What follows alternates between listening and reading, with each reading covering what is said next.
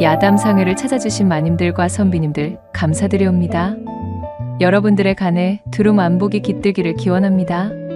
그럼 오늘의 이야기 시작합니다. 강원도 깊은 산골, 그곳에 자리한 작은 마을에 홍식이라는 젊은 선비가 살고 있었어요. 그는 총명한 머리와 뛰어난 재주를 지녔으나 아직 세상 물정을 다 알지 못하는 젊음 탓에 가끔은 허세가 앞서고 자신감이 지나치곤 했지요. 아들아, 너는 아직 이 좁디 좁은 우물 바깥으로 한번 발을 내디뎌 본 적도 없는 녀석이 어찌 그리 자만심부터 배워버렸다는 것이냐. 세상에는 걷는 자 위에 뛰는 자가 있고 뛰는 자 위에는 또한 날아다니는 자가 있는 법이니라. 사내대정부로 태어나 호기롭고 패기를 가지고 모든 일에 임하는 것은 좋은 일이나 그것이 과하면 독이 되어 돌아오는 법. 익을수록 고개를 숙이는 별을 본받아 조금 더 겸손을 배우거라. 아버님, 소자도 물론 그리하고 싶은 마음 굴뚝이오나 태어나기를 이리 총명하고 담대하게 태어난 것을 어찌하겠습니까? 제게 주어진 이 커다란 기운을 억누르고 살기엔 제 그릇이 너무 큰 듯합니다. 홍식의 부모님 역시 이러한 아들의 성정을 죽이고자 참으로 많은 노력을 기울였으나 제잘난 맛에 심취한 점디 젊은 혈기를 그 누가 억누를 수 있었을까요? 도저히 아니 될 일이었던지라 그저 언젠가 제 스스로 깨닫는 날이 오겠지 하는 마음으로 두고 볼 뿐이었지요. 그렇게 마을 여기저기를 들쑤시고 다니며 세상 무서운 것 없이 지내던 그에게도 어느덧 과거 시험을 치를 날이 다가왔습니다. 자, 장차 이 몸은 커다란 포부를 품고서 과거 시험을 치르기 위해 한양까지 가실 몸입니다. 통을 받아내기가 하늘의 별 따기라고는 하나 이 홍식의 앞길에 어디 실패라는 것이 있기나 하겠소이까? 어머니, 아버님, 소자 잘 다녀오겠습니다. 부디 몸 건강히 지내고 계십시오. 한양에 가서 꼭 반드시 우리 집안의 가세를 일으킬 좋은 소식을 가지고 돌아오도록 하겠습니다. 홍식은 부모님께 큰 절을 올리고 시험길에 나섰습니다. 그는 한양을 향하는 길에 오르며 가슴에 장원급제라는 목표를 가지고 발을 내딛었지요. 홍식이 가는 걸음걸음에 드넓은 세상을 향한 젊은 패기가 넘실거렸습니다. 굽이굽이 이어지는 산길과 들판을 지나며 그의 마음은 점차 기대와 설렘으로 가득 찼어요. 며칠 밤낮으로 부지런히 길을 가던 홍식은 해가 서산 너머로 기울어 어둠이 깔리기 시작할 무렵 경기도 동쪽 외곽에 자리한 한 작은 마을에 다다랐지요. 지친 다리를 이끌고 인가 몇 채가 보이는 곳으로 향했습니다. 보자, 내 듣자 하니 과거 시험을 보러 가는 선비에게는 묵어갈 수 있도록 방을 내어주는 것에 있어서 인색하지 않다 하니 저 집들 중 하나에 오늘 밤을 의탁해보도록 해야겠구나. 그리 생각하고 힘차게 발을 놀린 홍식은 개중에서 집의 크기가 꽤 작아 보였지만 어쩐지 인심이 가득한 기운을 내뿜는 듯한 집 한 채를 발견하게 되었지요. 그는 기다릴 것도 없이 그 집의 대문을 두드렸답니다. 니시오? 소리를 듣고 마침 대문을 열고 나온 이는 성성한 백발의 노인이었습니다.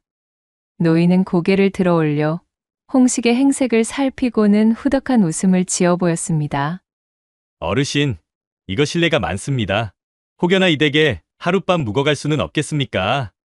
저는 과거를 보러 한양으로 향하고 있는 선비요인데 보시다시피 이리날이 저물어 더 이상 길을 재촉하기 어려울 듯 싶어 하룻밤 의탁을 양해받고자 이리 들르게 되었습니다. 과거를 보러 가시는 선비님이시군요. 허허, 이거 아주 잘 들어오셨소이다.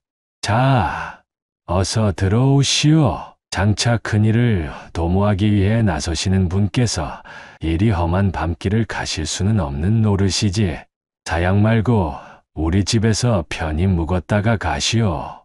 노인은 사람 좋은 웃음을 보이며 홍식을 안으로 안내했고 안방에서는 안주인으로 보이는 듯한 노파가 반갑게 맞아주었습니다. 아이고, 먼 길 오시느라 참으로 고생이 많으셨겠소. 과거를 보러 가는 얼굴이 그리도 밝고 씩씩하니 필시 급제하여 큰일을 하실 상이시구려. 자, 어서 앉아 욕이라도 좀 하시지요. 노부부는 홍식을 안채로 들이며 극진히 대접해 주었지요. 홍식은 감사한 마음으로 노부부에게 예를 올리며 자신의 고향과 과거 시험에 대한 포부 등등 자신의 이야기를 들려주었습니다. 씩씩하게 이야기하는 홍식의 기세가 마음에 들었던 모양인지 노부부는 시종일관 웃음을 띠며 홍식이 하는 말에 귀를 기울이고 있었지요. 그렇게 대화를 나누던 중에 노파가 방안을 향해 외쳤습니다. 저기 얘야, 나그네 손님께 따뜻한 차 한 잔 더 내와 주려무나. 네, 어머님. 노파의 부름에 안에서 앳된 목소리로 대답하는 소리가 들렸고 이내 새하얀 한복을 입은 한 여인이 고개를 조신하게 숙인 채 다과상을 들고 나왔습니다. 홍식은 눈을 힐끔 움직여 그 여인을 보았는데 웬걸요? 그녀의 미색이 참으로 고와 일찍이 자신의 고향에서는 한 번도 본 적이 없을 정도의 대단한 가인이었습니다. 자신의 입이 벌어지는 것도 모른 채 여인을 뚫어지게 보고 있으려니 여인도 홍식의 시선을 눈치챘는지 몸가짐을 바로잡고는 목례를 하며 쏜살같이 방으로 들어가 버렸어요. 그 모습을 본 노인이 겸언쩍은 웃음을 지으며 말했습니다. 허허, 저 아이는 우리 집 며느리 되시겠소. 저래 보여도 어찌나 성품이 올곧고도 또한 똑부러지는지 우리 집안에 아주 복덩어리가 들어왔지 뭐요. 나나 우리 부인이나 슬하의 여식이 없었기에 참으로 며느리가 들어오면서 아주 기분이 좋았지. 헌데 하늘도 무심하시지. 안타깝기 그지없게도 혼례를 올린 그날 그만 하늘이 우리 아들을 풍토병으로 데려가시는 통에 저 불쌍한 것이 제대로 된 혼인 생활을 해보기도 전에 그만 청산과부가 되고 만 팔자라오. 아, 예, 이거 실례했습니다. 제가 공연이 좋지 않은 기억을 꺼내시게 해버린 것 같군요. 어허, 아니요. 그것이 어디 선비님의 잘못이라 하겠소이까? 아무튼 우리 내외가 아주 저 아이만 보면 이 가슴이 미어집니다. 지아비구실도 제대로 못하고 떠난 우리 아들을 대신해서 우리 부부를 보살펴주고 있는데 아직 창창하게 젊은 것이 저리 우리 집안에 묶여 꽃도 피우지 못하고 있으니 이 늙은이들이 그저 염치가 없을 뿐이지요. 그렇게 분위기가 숙연하게 흐르려던 찰나 노파가 손뼉을 딱 치더니 말했어요. 아차차, 내 정신 좀 봐. 선비님, 때마침 오늘은 우리 집에서 조금 떨어진 외가에서 우리 조상님의 제사가 있는 통에 우리 내외는 그곳에 잠시 다녀와야 할 참이었습니다. 이거 귀한 객손이 집에 방문을 하였는데 집주인들이 이리 집을 비우게 되어 참으로 연목이 없군요. 그러자 노인이 손사래를 치며 말을 이었지요. 어이구 임자, 하지만 걱정할 것이 없지를 않소.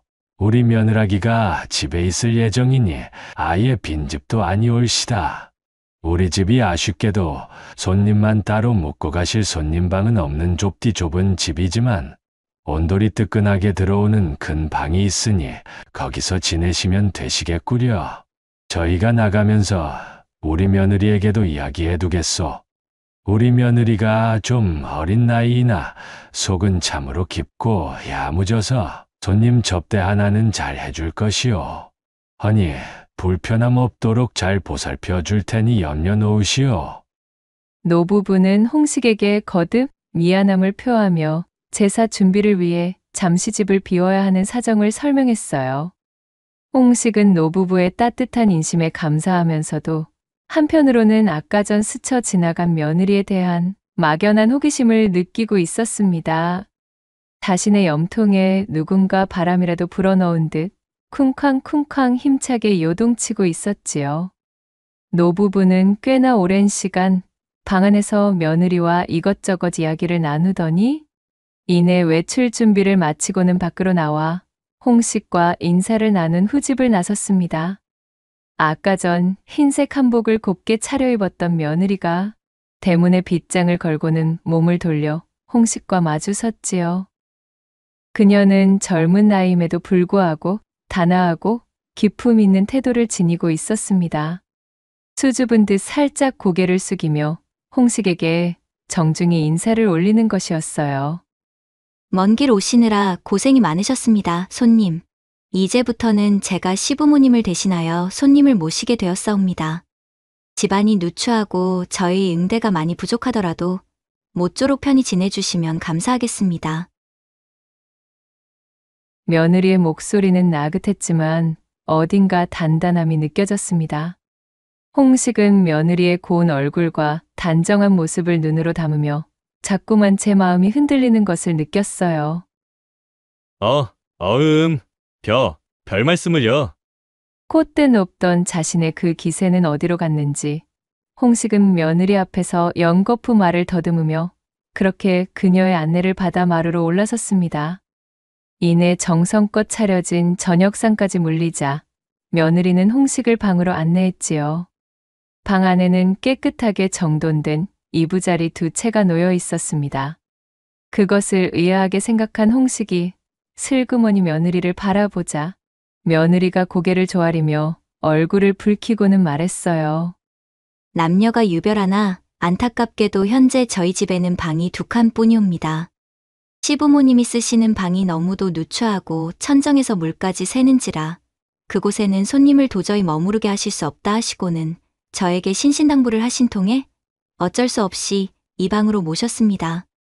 이곳은 본디 저희 지아비가 떠난 이후로는 저 혼자 쓰는 방이었으나 하루 묵어가시기에는 그럭저럭 나쁘지는 않을 것이옵니다. 허면 편히 쉬십시오. 손님께서 윗목에 펴둔 자리를 쓰시고 저는 아랫목에 눕겠습니다. 필요한 것이 있으시면 언제든 불러주십시오. 그리 말한 며느리는 윗목의 이부자리를 홍식에게 내어주며 다시 한번 꼼꼼히 정돈하는 것이었어요. 이윽고 아랫목에 자신의 이부자리 쪽으로 넘어가 이불을 덮고 들어가 버렸지요. 홍식은 젊고 아름다운 과부 며느리와 그것도 단둘이 한 방에 묵게 된 이 묘한 상황에 참을 수 없는 긴장감을 느꼈어요. 선비로서 평생 남녀요별의 도리를 배우고 익혔건만 이처럼 예상치도 못하게 벌어진 때 아닌 상황에 머리에 들어올 리가 없었습니다. 당연하게도 서서히 젊고 혈기 왕성한 그의 마음 한구석에는 불순한 생각이 스며들기 시작했습니다. 아무리 방이 2개뿐이라 한들 하룻밤을 묵어가는 손님과 한 방에서 이부자리를 펴고 누워 자다니 이것이 과연 손님을 접대한다는 명목의 순수한 의도뿐인 것인가 싶은 생각까지 닿고 있었으니까요. 그에게 꼬리표와도 같던 허세와 자신감은 때로는 그의 이성을 오만하게 만들었고 그것은 결국 예의와 도리보다는 자신의 충동에 더 휘둘리는 때도 있었던 것이었지요. 어느덧 밤이 더욱 깊어지고 등불마저 꺼지자 방 안은 짙은 어둠으로 가득 찼습니다. 조용히 뱉는 숨소리조차 크게 들리는 고요함 속에서 홍식은 좀처럼 잠을 이룰 수가 없었어요. 아랫목에 누운 며느리의 가녀린 숨소리가 새근새근 들려오는 것이 견딜 수가 없었습니다. 젊은 혈기는 그의 이성을 점차 마비시키고 있었지요. 아무리 사정에 맞추어 생각해보려 해도 이것은 매우 이상하지 않을 수가 없는 일이로구나. 제 아무리 지나가는 객손에게 정을 베푸는 것이 친절이자 또한 사람된 도리라고는 하나 어찌 이리 자신의 아들과 혼인을 하여 과부가 된 젊은 며느리를 객손과 한 방에서 재울 수가 있다는 말이던가. 또한 시부모의 령이라 한들 그것을 따르는 과부 며느리의 마음 또한 딴 생각이 없다고는 말할 수가 없을 터. 이는 필시 이 과부 역시도 나에게 음험한 마음을 품고 있기 때문이리라. 허니 외로움에 사무쳐 있을 젊디젊은 한창 때의 과부에게 내정을 베푸는 것이 어찌 죄가 되겠느냐는 말이지. 홍식은 이와 같은 생각으로 줄곧 자신을 합리화했습니다. 더는 참을 수 없었던 그는 잠든 척을 하며 조용히 아랫목을 향해 발을 뻗었지요. 홍식의 발끝이 며느리의 무릎에 살짝 닿자 그는 제 심장이 뛰는 아찔함을 느끼며 그녀가 어떻게 반응할지 기대 반, 불안 반으로 기다리기 시작했습니다. 허나 며느리는 그저 나긋나긋한 숨소리만 내뱉을 뿐 별다른 반응이 없었지요. 이에 자신감을 얻은 홍식은 그녀 역시 분명 원하고 있다 생각하여 이번에는 좀 더 과감하게 발을 쑥 내밀어 그녀의 무릎 위쪽으로 훑어올리기 시작했습니다. 허나 홍식이 상상하던 장밋빛 청사진과는 달라도 너무나 다른 과부 며느리의 얼음장 같은 태도가 돌아왔습니다. 그녀는 조금의 동요도 없이 조용히 입을 열었지요. 손님, 주무시지 않으시는군요. 그러자 홍식은 크게 당황하여 어설프게 잠꼬대를 하는 척하며 제 행동을 무마하려 했지요. 허흔, 산은 산이요.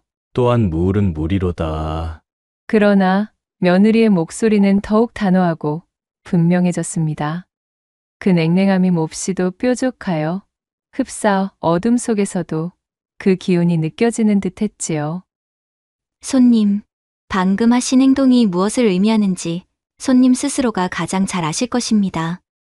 손님은 장차 과거에 급제하여 나라의 큰 일꾼이 되시기로 작정하신 분 아니신지요? 백성을 다스리고 도리를 가르쳐야 할 분께서 어찌 이리 경망스러운 행동을 하십니까? 손님께서 혹시라도 저에게 허튼 마음을 품고 계시다면 이는 남녀유별과 예의범절을 저버리는 아주 큰 잘못입니다. 저와 우리 시부모님의 친절을 부디 곡해하지는 말아주시지요. 홍식은 몸이 굳어버렸습니다. 그녀의 말 한마디 한마디가 비수처럼 홍식의 가슴에 꽂혔으니까요. 평생 배우고 익혔다고 자부했던 선비의 도리가 한순간에 무너지는 기분이었습니다. 부끄러움이 온몸을 휘감았어요. 선비의 도리가 무엇입니까? 학문만 깊다고 선비가 되는 것이 아니라 인륜과 예절을 지키고 자신의 마음을 다스릴 줄 알아야 진정한 선비라 할 수 있지 않습니까? 그러더니 며느리는 자리에서 일어나 등불을 켰습니다. 환해진 방 안에서 그녀의 단아하지만 결연한 얼굴이 보였지요. 홍식은 차마 고개를 들 수가 없었어요. 손님께서 일개 아녀자인 저의 말을 깊이 새겨주시기로 마음먹고 또한 본인의 잘못을 진정으로 뉘우치신다면 저에게 회초리 하나를 가져다 주십시오. 손님의 이 경망스러운 마음을 바로잡아 드리겠습니다. 홍식은 민망함과 수치심, 그리고 며느리의 단호함에 압도되어 아무런 대꾸도 하지 못했습니다. 습관 같던 허세는 온데간데 없이 사라지고 진심 어린 부끄러움만이 남았지요. 아, 알겠소이다. 그는 어둠 속에서 더듬거리며 마당으로 나가 닭을 쫓을 때 쓰는 듯한 가는 회초리 하나를 찾아 며느리에게 가져왔어요. 며느리는 그 회초리를 받아들고 잠시 말없이 홍식의 발끝을 바라보았지요. 마치 자신에게 못된 일을 서슴지 않던 그 발바닥을 혼내야 된다는 듯한 눈빛이었습니다. 결국 홍식은 자신의 다리를 내밀었지요. 며느리는 망설임 없이 그의 발바닥을 힘껏 내리쳤습니다. 착각하지 마십시오, 손님. 저는 그저 이 집의 며느리이기 이전에 한 사람으로서 그리고 하늘이 맺어준 지아비를 섬겼던 아내로서 제 도리를 지키는 것입니다. 그리고 손님의 장래를 위해 선비의 길을 벗어나지 않도록 경고하는 것입니다. 따끔한 회초리의 고통보다 며느리의 고든 기계와 그녀 앞에서 드러난 자신의 추악한 모습이 홍식을 더욱 아프게 했지요. 며느리는 몇 대 더 회초리를 내리치며 말했습니다. 이 아픔을 잊지 마십시오. 오늘 밤의 부끄러움을 거울 삼아 앞으로 나아가십시오. 어떠한 유혹과 어려움 속에서도 선비의 도리를 잃지 말아주셔요. 자신의 마음을 다스리지 못하는 자는 결코 큰일을 이룰 수 없습니다. 그녀의 꾸짖음은 홍식의 가슴에 깊은 울림을 주었답니다. 홍식은 며느리의 강단 있고 지혜로운 모습, 어떠한 상황에서도 흔들리지 않는 기품에 깊은 감명을 받았어요. 처음 품었던 허튼 마음은 수치심으로 변했지만 곧이어 그녀의 존재 자체에 이전에는 느껴보지 못한 묘한 이끌림과 존경심을 느끼기 시작했지요. 회초리의 아픔 속에서 그녀의 모습이 강렬하게 마음에 새겨졌습니다. 그는 며느리의 하나부터 10까지 옳은 말에 반박할 엄두조차 내지 못하고 그저 고개를 떨군 채 자신의 못남을 깊이 뉘우쳤습니다. 그렇게 다음날 아침 해가 떠오르자 노부부가 제사를 마치고 집으로 돌아왔습니다. 홍식은 밤새 잠을 설쳤어요. 며느리는 평소와 다름없는 단정한 모습으로 노부부를 맞았지요. 아침 식사를 하는 동안 시부모가 며느리에게 어젯밤 별일이 없었느냐 물었고, 며느리는 시부모에게 차마 거짓을 고할 수는 없었기에 숨김없이 노부부에게 이야기했어요. 어머님, 아버님, 어젯밤 손님께서 잠시 실수를 하셨사온데 부득이하게 서로의 뜻이 맞아 바로잡아 드렸습니다. 노부부는 며느리의 이야기에 놀라며 물었지요. 실수라니, 그것이 무슨 소리냐? 대체 무슨 실수였기에? 별다른 것이 아니오라. 그저 젊은 혈기에 잠시 본분을 잊으셨을 뿐이옵니다. 선비의 도리에 대해 말씀드리고 부끄러움을 깨닫게 해드린 것이 전부이지요. 손님께서도 자신의 잘못을 뉘우치셨으니 앞으로는 더욱 바르고 올곧은 길을 가실 것이옵니다. 하지만 노부부는 사실 조금 생각이 달랐답니다. 그들은 자신의 아들과 혼인하여 행복한 혼인 생활을 채 피워보지도 못하고 그만 아들이 황천을 향했고, 그 덕에 집안에 갇혀 지내기만 했던 어질고 똑부러지던 며느리가 청산과부 신세까지 얻게 된 것이 너무도 딱했던 것이지요. 그 박복한 팔자에도 불구하고 저 창창한 나이에 자신들을 시부모랍시고 극진히 봉양하며 하루하루 젊음을 보내는 모습을 보니 차라리 이 집안의 주박에서 벗어나 다른 인연이라도 맺게 하려는 마음이 굴뚝이었습니다. 그리하여 자신의 아들은 이제 있고 새 출발을 하라 일렀음에도 이 쇠고집인 며느리는 도통 들을 생각조차 하지 않았지요. 결국 며느리의 고집을 꺾지 못하고 전전긍긍하고 있던 시부모는 때마침 우연찮게 자신의 집을 방문한 훤칠하고 인물 좋은 선비 홍식과 마주하게 되었고, 꾀를 낸답시고 자신의 며느리를 홍식의 방에 들여 밤사이 선비와 새로운 인연을 트게 만들 속셈이었던 것이었어요. 하지만 대쪽 같은 며느리는 그것을 알 리가 없었고, 홍식과 인연의 물꼬를 틔우기는커녕 혼까지 냈다는 말을 들으니 눈앞이 캄캄할 수밖에 없었습니다. 그래. 우리 외골수인 며느리가 참으로 현명하게 잘 대처했구나. 그 젊은 사람이 실수를 할 수도 있는 법이니 그 실수에서 깨달음을 얻는 것이 중요하지. 저 선비님께서도 이를 통해 귀한 가르침을 얻으셨을 게야. 시아버지인 노인이 겸연쩍은 듯 자신의 머리를 긁적이며 말을 더듬었습니다. 하지만 그런 자세한 사정까지는 알지 못했던 홍식은 그저 과부 며느리의 당당하고 강인한 모습을 보며 다시 한번 감탄했지요. 홍식이 살면서 이다지도 자신을 휘어잡은 여성이 또 있었던가요?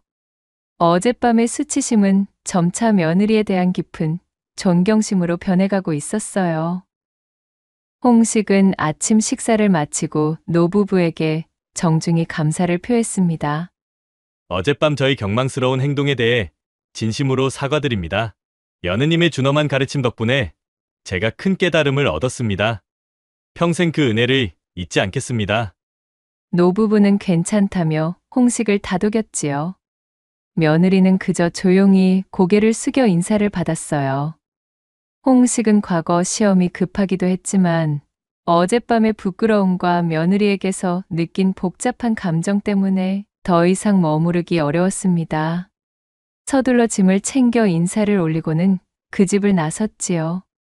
대문을 나설 때까지도 그의 머릿속에는 과부 며느리의 단아한 얼굴과 단호했던 목소리, 그리고 다리에 남은 회초리의 얼얼함이 떠나지 않았습니다.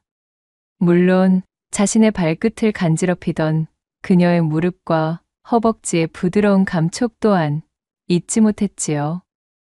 이후 부지런히 길을 재촉하던 홍식은 점심때가 되어 가까운 주막에 들러 쉬게 되었습니다. 허기진 배를 채우고 잠시 쉬고 있는데 주막을 들어설 때부터 자신에게 추파의 시선을 던지던 젊은 주모가 그에게 다가와 노골적으로 유혹의 눈빛을 보내기 시작하는 것이었지요. 어머나 선비님, 어찌 그리 훤치하니 인물이 좋소? 내여서 주막을 경영하기가 오래인데 선비님만큼 훤한 분은 처음이오 그래. 주모는 술잔을 권하며 과한 치근덕거림을 이어갔어요. 과거의 홍식이었다면 젊은 여인의 유혹에 우쭐하며 어쩌면 그 손길을 뿌리치지 못했을지도 몰랐겠지만 지금은 사정이 달랐습니다. 이상하게도 젊은 주모의 곁에 섞인 목소리보다 어젯밤 과부 며느리의 단호한 목소리가 귓가에 선명하게 맴돌면서 주모의 말은 들어오지도 않는 것이었어요.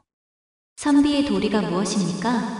자신의 마음을 다스리지 못하는 자는 결코 큰 일을 이룰 수 없습니다. 며느리의 말이 메아리처럼 울렸고 그 순간 홍식은 정신이 번쩍 들었어요. 젊은 주모의 유혹은 그에게 아무런 매력도 느끼게 하지 못했습니다. 그는 단호하게 주모의 손길을 뿌리치며 정중하지만 분명하게 거절했지요. 보시오 주모, 나는 지금 과거를 보러 가는 몸이라 그 신성한 마음을 흐트러뜨릴 생각은 추호도 없소이다. 허니 이만 길을 재촉하겠소. 아니 선비님. 선비님? 등 뒤에서 애타게 자신을 부르는 주모의 목소리를 무시한 채 주막을 나서며 홍식은 깨달았어요. 어젯밤 며느리의 가르침과 그녀의 존재 자체가 자신을 방탕함에서 구원했다는 것을 말이지요. 만약 그녀의 가르침이 없었다면 자신은 또다시 경망스러운 행동으로 선비의 명예를 더럽혔을 것이 뻔했습니다.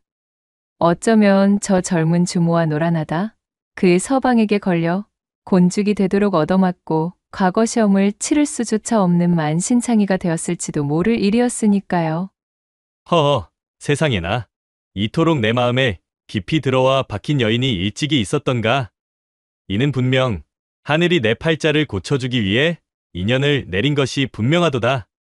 홍식이 그리 마음먹고 길을 재촉하는 동안 과부 며느리의 은혜라며 막연히 가지고 있던 감정은 점차 깊은 존경심과 잊혀지지 않는 그리움, 그리고 감히 표현할 수 없는 연모의 감정으로 발전하고 말았답니다.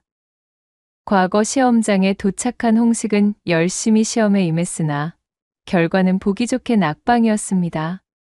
하지만 신기하게도 홍식은 전혀 실망하거나 위축되지 않았어요. 오히려 그는 과부 며느리의 고든 성품과 지혜를 마음속 스승으로 삼고 더욱 학문에 정진하기 시작했지요. 그녀의 얼굴, 목소리, 그리고 다리에 남았던 회초리의 아픔까지도 모두 내가 흔들릴 때마다 나 자신을 바로잡는 채찍이자 성장의 동력이 되어주는구나. 그는 밤늦도록 책을 읽으며 그녀의 가르침을 되새겼고 학문의 깊이를 더할수록 그녀의 지혜가 얼마나 뛰어났는지 더욱 절감했습니다. 한 번 만났을 뿐인 인연의 여인에게 이다지도 깊은 마음이 드는 것 또한 신묘하기 그지없었습니다. 그는 다음번에 과거 시험을 준비하고 자신의 길을 가는 동안에도 며느리의 존재를 결코 잊지 않았고 언젠가 반드시 그녀를 다시 만나 자신의 변화된 모습과 진심을 전하고 싶다는 간절한 마음을 간직했습니다. 홍식의 젊은 객기와 허세는 진작에 사라졌고 선비로서의 올곧음과 참된 마음가짐이 그의 내면에 뿌리내리기 시작한 것이었어요. 그렇게 과부 며느리의 가르침을 등불 삼아 피나는 노력으로 학문에 정진한 끝에 홍식은 마침내 이듬해 과거 시험에 장원급제하는 영예를 안았지요. 그의 이름은 세상에 알려졌고 수년 후 그는 마침내 강원 감사의 직에 올라 강원도로 부임하게 되었어요. 감사의 행렬이 강원도로 향하는 길, 홍식은 잠시 걸음을 멈추게 했습니다. 그의 마음속에는 오랫동안 잊지 못했던 한 곳이 있었으니까요. 그는 망설임 없이 예전에 하룻밤 묵었던 경기도 동쪽의 작은 마을로 발걸음을 옮겼습니다. 감사의 신분을 숨기고 조용히 그 옛집의 문 앞에 섰지요. 집은 수년 전 그의 기억 속에 남아있는 모습 그대로 변함없었습니다. 그의 심장은 기대와 떨림으로 가득했어요. 그가 조심스럽게 문을 두드리자 백발이 성성해진 노부부가 대문을 열고 나왔습니다. 세월의 흐름이 느껴졌지만 그들의 눈빛에는 여전히 따뜻한 인심이 가득했지요. 어르신, 안녕하시옵니까? 혹 몇 해 전 이 댁에서 하룻밤 묵어갔던 길손을 기억하시는지요? 노부부는 홍식의 얼굴을 유심히 살펴보더니 이내 눈을 동그랗게 떴습니다. 아이고, 이게 누구신가? 그때 그 선비님이 아니시오. 어허, 몰라보게 의젓해지셨구려.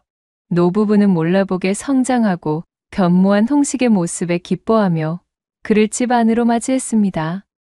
홍식은 노부부에게 지난 세월의 안부를 여쭙고 과거 급제하여 감사로 부임하게 된 소식을 전했지요. 노부부는 크게 기뻐하며 홍식의 성공을 축하해 주었습니다. 대화가 무르익을 무렵 안에서 한 여인이 찻상을 들고 나왔어요. 바로 그때 그 과부 며느리였습니다. 세월이 흘렀지만 그녀의 단아함과 기품은 여전했지요. 홍식은 며느리와 눈이 마주치자 가슴이 벅차올랐어요. 며느리 또한 예상치 못한 홍식의 방문의 놀라움을 감추지 못했습니다. 그는 예전에 허세 많고 경망스러웠던 청년이 아닌 나라의 녹을 먹는 성숙하고 올곧은 관리의 모습으로 노부부와 며느리 앞에 서 있었으니까요. 몰라보게 변하셨군요. 그날의 치기 어린 젊은 선비는 이제 사라지신 듯합니다. 참으로 경축드리옵니다. 과부 며느리가 고개를 숙이며 인사했고 홍식의 두 뺨이 석류빛이 되어 물들었습니다. 그리고는 차를 내온 며느리를 향해 그간 제 마음에 담고 있던 진심을 전하기 시작했습니다. 여인이시여, 수년 전 하룻밤 동안 당신께서 베풀어 주신 가르침은 제 인생을 바꾸어 놓았습니다. 그때의 부끄러움과 아픔은 제가 흔들릴 때마다 저를 바로잡는 등불이 되었지요. 당신의 고든 성품과 지혜는 제가 나아가야 할 길을 보여주었습니다. 홍식은 잠시 숨을 고르고는 용기 내어 마음에 품어왔던 가장 깊은 곳에 진심을 꺼내 놓았어요. 그리고 저는 그날 이후 단 하루도 당신을 잊은 적이 없습니다. 그대를 향한 존경심은 어느덧 깊은 연모의 마음이 되었지요. 저는 비록 부족한 사람이었으나 당신의 가르침으로 인해 성장할 수 있었습니다. 이제는 당신을 존경하는 마음과 함께 평생을 함께하고 싶은 마음이 간절합니다. 만약 허락해 주신다면 남은 생을 함께하고 싶습니다. 저와 혼인하여 저의 아내가 되어주시겠습니까? 홍식의 예상치 못한 진심 어린 고백에 며느리는 놀라움과 함께 복잡한 감정을 느꼈습니다. 시부모와 함께 생활하는 수절과부라는 자신의 신분으로 망설임이 앞섰지요. 그녀는 얼굴을 붉히며 고개를 숙였습니다. 그러자 이 말을 들은 노부부가 반색하며 손뼉을 쳤지요. 아이고, 우리 며느리가 드디어 채복을 만나게 되었구나. 그때 그 회초리가 이런 귀한 인연을 맺어줄 줄은 누가 알았겠느냐. 얘야, 우리 눈치를 볼 필요가 없단다. 우리는 오히려 내가 그 어여쁘고 창창한 젊음을 우리 때문에 낭비한 것이 못내 가슴에 걸려왔던 터. 이리 좋은 인연이 생기는 것을 어찌 마다하겠느냐. 이 선비님께서 우리 며느리의 진심을 알아주셨으니 이보다 더 깊은 일이 어디 있겠소. 아가, 너의 마음이 향하는 대로 하려무나. 노부부는 딸처럼 아끼던 며느리의 행복을 빌며 두 사람의 연을 진심으로 축복했습니다. 며느리는 노부부의 따뜻한 지지와 홍식의 진심 앞에서 더 이상 고집을 부리며 망설일 수가 없었어요. 그녀는 수줍게 고개를 들어 홍식을 바라보며 나직이 답했습니다. 손님의, 아니, 감사나리의 그 간절한 마음에 저 역시 감복했습니다. 저 같은 몸이 어찌 감사나리의 배필이 되겠사옵니까마는 나리의 그 진심만은 감사히 받겠습니다. 또한 저희 시부모님께서 이리도 저희 앞길을 염려해 주시니 차마 그 뜻을 저버릴 수는 없습니다. 그녀의 긍정의 대답에 홍식은 기쁨을 감추지 못하고 벅차오르는 마음으로 며느리의 손을 잡았어요. 그러자 며느리가 말했습니다. 허나 제게 한 가지 청이 있사옵니다. 저희 시부모님은 이제 노쇠하시어 제가 보살피지 않으면 여러모로 어려움이 많으신 나이십니다. 부디 감사님께 청컨대 감사님의 반려가 되어서도 제가 시부모님을 모실 수 있도록 허해 주십시오. 이것만은 꼭 부탁드리겠습니다. 당연하오. 당연한 말씀이오. 당신 같은 귀인을 내게 점지해 주신 분이신데 내게도 부모님이나 진배 없으신 분들이요. 그대의 청대로 하시오. 그리하여 홍식과 과부 며느리는 노부부와 마을 사람들의 축복 속에 혼인하여 아름드리 한 쌍의 원앙 같은 부부가 되었지요. 홍식은 아내인 며느리의 지혜와 내조에 평생 감사하며 올곧은 관리로서 백성을 다스렸습니다. 백성들은 그의 청렴함과 지혜로운 통치에 감탄했고 그는 언제나 아내의 현명한 조언을 귀담아 들었지요. 며느리 또한 강직하고 백성을 사랑하는 남편의 곁에서 현명한 아내로서 내조하며 서로를 깊이 존경하고 사랑했습니다. 후, 임자. 오늘 밤도 혹시 내 발바닥을 회초리로 때려 내 정신을 다잡아 주실 생각은 없으시오? 서방님, 채통을 지키지 못하시고 이 어찌 남세스러운 말씀을 하십니까? 이제 서방님께서는 그런 훈육 같은 것은 필요 없으신 늠름하신 사내십니다. 그렇다면 이번에는 내가 회초리를 들어 우리 임자의 정신을 한번 다잡아드려도 되겠소이까? 정말 못 말리신다니까. 참으로 이 아내에게 회초리를 드셔야만 마음이 풀리시겠사옵니까? 허기인, 우리 임자는 너무 완벽한 사람이라 그것이 탈이오. 허. 두 사람이 기거하는 방에서는 밤마다 웃음꽃이 피어오르며 합궁의 가락이 널리 퍼져나왔으니 두 사람은 그녀의 시부모를 성심으로 봉양하며 그렇게 행복한 삶을 오래오래 지켜나가게 되었다는 후문이 전해지고 있사옵니다. 낭독해드린 이야기가 마음에 드셨다면 구독과 좋아요, 댓글로 야담상회를 응원해 주셔요. 늘 잊지 않고 야담상회를 찾아주시는 마님과 선비님들 시청해 주셔서 참으로 감사하옵니다.